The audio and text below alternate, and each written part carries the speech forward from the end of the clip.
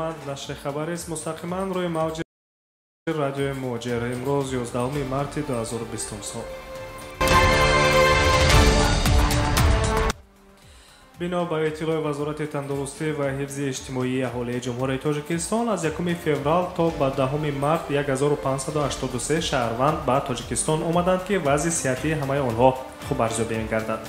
شهروندان خارجی که در تاجیکستان تحت کرانتین گرفته شده بودند از چین، کره جنوبی، ژاپن، ایتالیا، ایران و افغانستان گفته می‌شود. تا به حالت امروز 1147 نفر دوره کرانتینی را پس سر نموده، باقی مانده 436 نفر دیگر در بیمارستان‌های صورتی مهلت 14 روزه کرانتینی را می‌گذرانند. طبیبان وضع صحتی آنها را مثبت می‌دانند. وزارت تندرستی و حفظ اجتماعی اهالی جمهوری تاجیکستان رسما اظهارات می‌دارد که با وجود جریان زیادی واردشوی به تاجیکستان یگان حالت سرایت کرونا ویروس به قید گرفته نشده است. قبلا در تاجیکستان یک ستاد ویژه در نزد حکومت کشور تأسیس داده شده بود که برای پیشگیری پنه‌شوی کرونا ویروس کار می‌کند.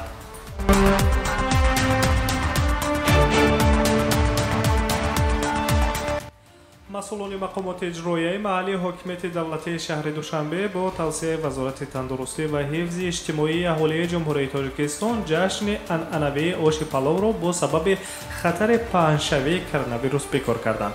فستیوال میبایست 14 مارس در باغ فرهنگی فراغتی به نام ابوالقاسم فردوسی پایتخت گذرانیده میشد.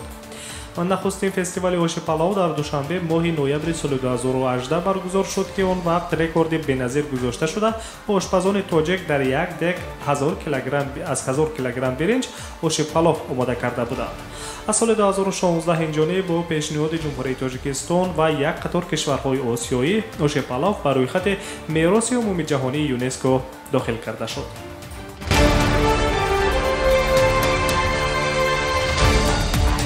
خبرهای روز را مستقیما روی موج رادیوی موجر میشنوید.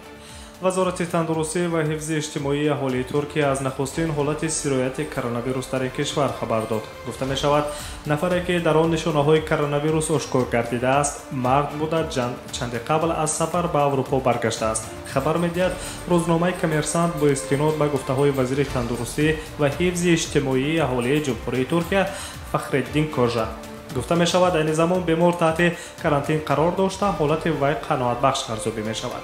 اعضایان عائله او و اینچنین اشخاصی که با او در تماس بودند تحت نظارت طبیبان قرار گرفتند، اما مقامات تندرستی ترکیه از آن مرد نام نگرفتند و همچنین از گفتن اونی که بیمار در کدام بیمارخانه در طبابت است خودداری کردند. در جهان شماره شخصان مبتلای کرونا ویروس از 118,000 نفر گذشته بیش از 4,000 نفر رفتند. کرونا ویروس بیرون از چین نیز پنهان شده است که آن در آخر سال 2019 بار اول در ووهان چین آشکار کرده شده بود. در روسیه باشد تا به حالت امروز 23 حالت پیدایش کرونا ویروس ثبت گردیده است. در کشورهای اروپایی باشد پهن‌شوی شدید کرونا ویروس در ایتالیا، فرانسه و آلمان زیاد به چشم می‌رسد.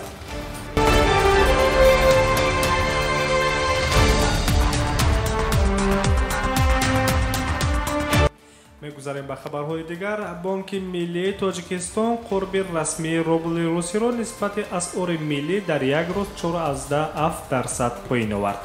بانک ملی تاجیکستان اینچنین قرب رسمی دلار و یورو را نسبت به اسعار تاجیکی کمی بلند برداشت. قرب رسمی سامانی نسبت اسعار خارجی هر روز از جانب بانک ملی تاجیکستان مقرر کرده می شود و برای به حسابگیری انداز اینچنین برای حسابکنی پرداخت‌های گمرکی و دیگر حساب‌های بورس‌های دولتی استفاده می شود.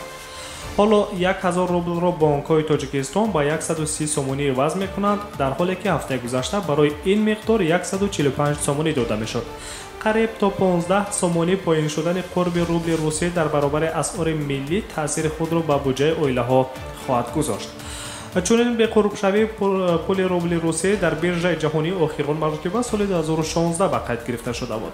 ارزش $1 نسبت روبل روسی در بازار جهانی طبق ارزیابی‌های فورکس حالا 73.47 روبل و یورو 83.77 روبل را تشکیل می‌دهد. بار آخر دلار در ماه مارس سال 2016 به 73 روبل رسید و یورو در ماه فوریه سال 2016 به 83 روبل برابر شده بود. روبل در شرایط وضع کاهش یابی نرخ نفت در بیرژه جهانی کاهش رفته است. در بیرژه جهانی حالا نرخ یک بالر نفت تمغه برنت 31.5% ارزان شده است.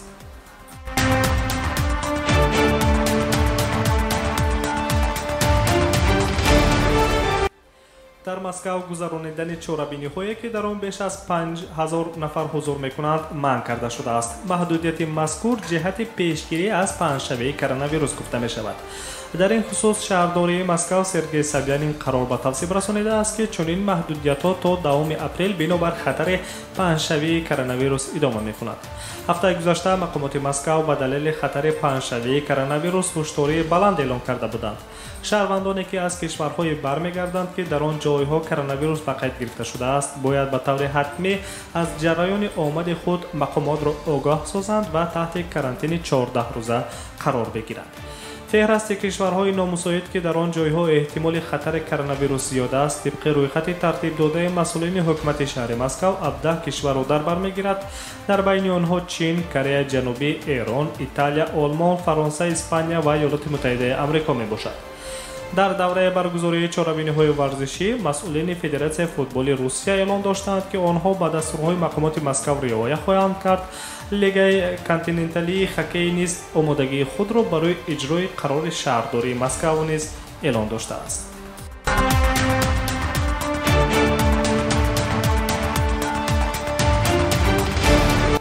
بخش خبرهای روز را مستقیما میشنوید. ولادیمیر پوتین امکان پیدا کرد که تا سال 2036 همچون پرزیدنت سر قدرت بماند. خوانش دوم اصلاحات بند پرزیدنتی به سرقانون روسیه روز سه‌شنبه به سفر ناگهانی ولادیمیر پوتین به دومای دولتی رست آمد. در جریان حضور ناگهانی خود ولادیمیر پوتین در پارلمان به وکیلان دو پیام داد.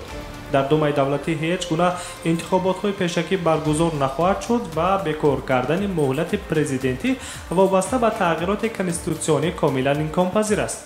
روز سه‌شنبه 10 مارس وقتی که دومای دولتی خوانش دوم را اوید به وارد کردن تغییرات به کنستیتوسیون روسیه قبول کرد، اولین کسمونافت زن وکیل پارلمان از حزب روسیه واحد ولنتینا ترشکووا تغییرات درباره فراهم کردن اشتراک بی‌محدود پرزیدنت کنونی ولادیمیر پوتین در انتخابات آینده پرزیدنتی را به بررسی گذاشت. خود پرزیدنت ولادیمیر پوتین پیشنهادهای نوی ولنتینا ترشکووا را جانبداری کرده گفته است که وی جانبدار غایه بیکار کردن مهلت شرکت او در انتخابات پرزیدنتی است. اگر سود کنستیتوسیونی این غایه را قانونی شمارد و تغییرات در مجموع با آوازدهی عمومی قبول کرده شوند، پس ولادیمیر پوتین نیز جانبداری این پیشنهاد است، گفته است خود ولادیمیر پوتین در جلسه پارلمان روسیه.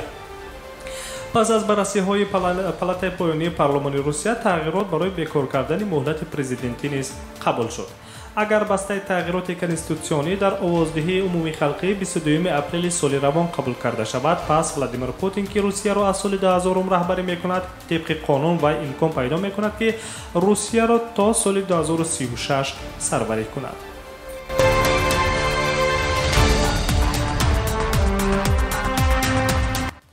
مقامات روسپاتربنادزور لایحه قانون را تهیه کرده است که نظارت معاینه طبی خارجیان و شخصان بی‌شهروندی اینچنین دادن شهادتنامه طبی را برای گرفتن اجازت در ساحه مهاجرت شدیدتر می‌کند.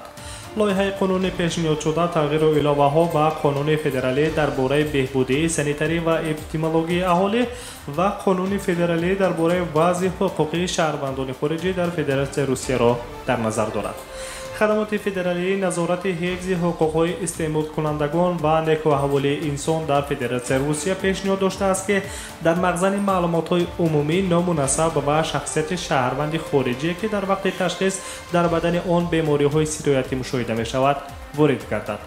قانون فدرالی درباره وضع حقوقی شهروندان خارجی در فدراسیون روسیه پیشنهاد می‌نماید که شهروندان خارجی هنگام مراجعت برای گرفتن اجازت اقامت موقتی در روسیه و پتنت برای از تشخیص حتمی بیماری‌های نشامنده، بیماری‌های سرایتی و بیماری‌های نورسایی مسئولیت آدم گذرد. مقامات روسپاتربنادزور می‌خواهند که با وارد کردن تغییر و علاوه‌ها به قانونگذاری مهاجرت در روسیه نظارت تشخیص وضع صحتی مهاجران مهنتی را تحت کنترل خود قرار بدهند.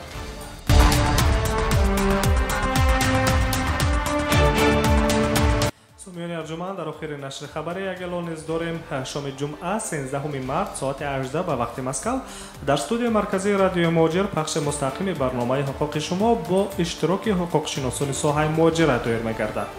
شما می توانید سوالات خود را وابسته به حالت گرفتن منزل اقامتی بود و باش در قلمرو فدراسیای روسیه به رسمیت ضروری حجت‌ها طبق طلبات قانونگذاری مهنت به کار درآمدن و از کار خارج گشتن، گرفتن مزد مهنت از کارفرما و یا کاردهنده، حمایت خود در مقامات سودی، مناسبت با پلیس هنگام واخوردن و یا مراجعت و گذشتن خط سرحد دولتی، به رادیوی مهاجر طریق SMS پیامک در شبکه‌های اجتماعی فیسبوک، اینستاگرام، ایمو، کانتاکت و در واتساپ با شماره 8965 151 0410 8967 111 56 46 سوال خود را بفرستید و در جریان برنامه که با پخش مستقیم دور می‌گردد زنگ زده با سوال‌های خود جواب‌های مشخص گیرید. فراموش نسازید پخش مستقیم برنامه حقوق شما شام جمعه 13 مارس ساعت 18 به وقت مسکو آغاز می‌گردد.